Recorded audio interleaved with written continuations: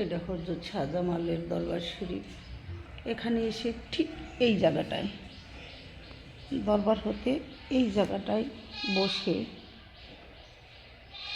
আমার জ্যাঠাতো ভাই বোন, জ্যাঠাতো ভাই এবং কি আমার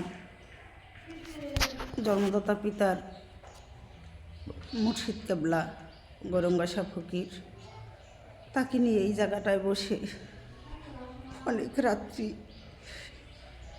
আমাকে নিয়ে এসেছিল। এখানেকার যে প্রতিভা আমি দেখেছি সেটা অন্য কাউকে আমি বোঝাইতে পারবো না। তবে সে বিশ্বাসের উপরে চলাফেরা করছি। মহান আল্লাহ তাআলা সৃষ্টির জগতে জানি সে বিশ্বাসকে জানি জয় করে, এবং কি আমি জানি আমার এই সঙ্গীতের মাঝে আমার সঙ্গীত গুরু রবীন বাবার সঙ্গে আমি রুজি দাসী মিলেমিশেই জানি চলতে পারি। এই আশা আজকে আবার করলাম নতুন করে। তুমি আশা পূরণ করো। বিশ্বের যত অলি আল্লাহ গাউস কুতুব দেব দেবী আছে সবার চরণে আমার ভক্তিপূর্ণ সালাম।